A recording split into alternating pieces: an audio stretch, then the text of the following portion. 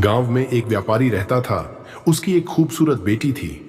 एक बार उसे व्यापारी पर बहुत ज्यादा कर्ज हो गया था और जिस आदमी से उसे व्यापारी ने कर्ज लिया था वो उसी गांव का था और बहुत ही घटिया आदमी था।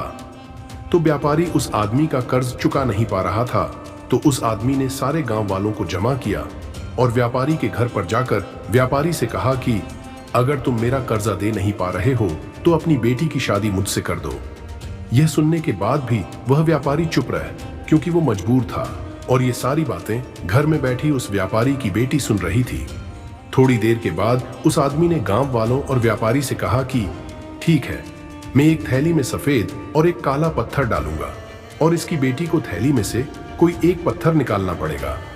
अगर सफेद पत्थर निकला तो मैं कर्ज भी माफ कर दूंगा और इसकी बेटी से शादी भी नहीं करूंगा, लेकिन अगर काला पत्थर निकला तो कर्जा तो मैं माफ कर दूंगा, मगर इसको अपनी बेटी से मेरी शादी करवानी पड़ेगी।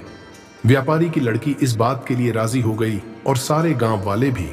उस आदमी ने थैली के अंदर सबके सामने 2 पत्थर डाले, लेकिन बड़े ही चालाकी से उस आदमी ने दोनों ही पत्थर उस थैली में काले डाले थे और यह व्यापारी की बेटी को दिख गया था कि थैली के अंदर दोनों ही पत्थर काले थे। अब वह लड़की सोच में पड़ गई थी कि मैं जो भी पत्थर निकालूंगी वह काले ही पत्थर होंगे और अगर काला पत्थर निकला तो कर्जा माफ हो जाएगा, लेकिन मुझे उससे शादी करनी पड़ेगी। और अगर मैंने सारे गांव वालों को यह बता दी कि इस आदमी ने थैली में दोनों ही पत्थर काले डाले हैं तो कर्जा भी माफ नहीं होगा और यह आदमी आज नहीं तो कल मेरे बाबा से बदला जरूर लेगा। लड़की यह सोच ही रही थी कि लड़की को तभी थैली से पत्थर निकालने को कहा गया। लड़की ने थैली में हाथ डाला और एक पत्थर बाहर निकाला और बिना किसी को बताए उस पत्थर को जमीन पर गिरा दिया और जमीन पर गिरने के बाद वह पत्थर दूसरे पत्थरों में मिल गया। तभी लड़की ने सबसे कहा कि अब कैसे पता चलेगा कि मैंने जो पत्थर निकला था वह सफेद था या काला था। लड़की ने कहा, थैली में जो दूसरा पत्थर है उसे देखो। अगर थैली में सफेद पत्थर है तो मैंने काला पत्थर निकाला था और अगर थैली में काला पत्थर है तो मैंने सफेद पत्थर निकाला था और थैली में तो सिर्फ काले ही पत्थर थे।